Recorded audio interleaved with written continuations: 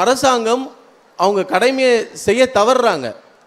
இப்போ நான் ரீசெண்டாக பார்த்தீங்கன்னா பஸ் ஸ்டாண்டில் 30 கடை கட்டி ஒரு 2 எம்எல்ஏக்குள்ளே இருக்கிற ஒரு வீட்டு பிரச்சனைனால இன்றைக்கி வந்து அந்த 30 கடையை திறக்காமல் இருக்காங்க. அந்த 30 கடையை திறக்காமல் இருந்தால் அந்த 30 குடும்பம் என்ன பண்ணும்? அந்த 30 குடும்பத்துக்கு நம்பி ஒரு 3 பேர் வேலை செய்ய வருவாங்க. அப்படி இருக்கும் 100 பேராவது அதை நம்பி இருக்க வேண்டியதாக இருக்குது.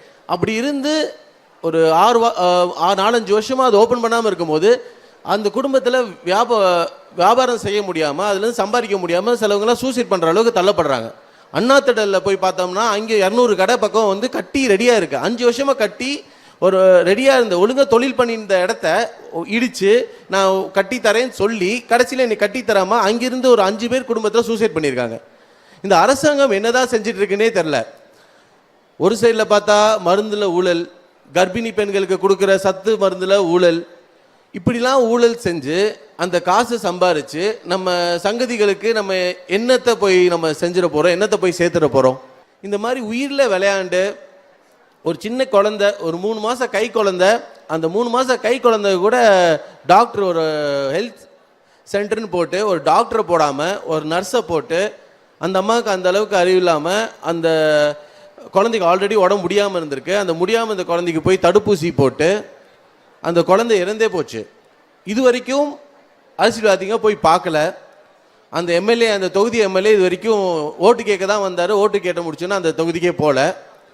இப்படி இருக்கப்பட்ட நிலைமையில் நான் போய் என் மனசார ஒரு 1 லட்சம் கொடுத்துட்டு அவங்க ஆறுதல் சொல்லிட்டு அவங்களுக்கு கேட்டுட்டு வந்ததுக்கப்புறம் அரசாங்கம் ஆதி திராவிட நலத்திட்டத்திலேருந்து ஒரு 10 லட்சம் கொடுத்துருக்காங்க. இதை நான் என்ன கேட்குறேன், இதை முன்னாடியே நீங்கள் செஞ்சுட்டா உங்களுக்கு என்ன உங்கள் கை காசு தான் போட்டு கொடுக்குறீங்களா?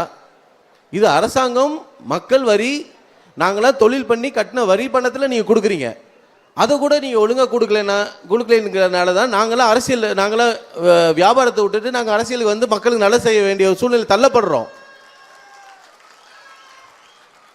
நாங்கள் நைட்டும் பவுலுமா கஷ்டப்பட்டு உழைச்சி ஜிஎஸ்டி 28% எங்களுக்கு 40% ஆக்கி நாங்கள் வந்து 5000 கோடி கவர்மெண்ட்டுக்கு எங்களுக்கு லாபம் கம்மியாகி எல்லாம் தொழிலே நாளைக்கு இருக்குமா இல்லையாங்கிற ஒரு கஷ்டத்தில் சுற்றிட்டு இருக்கோம்.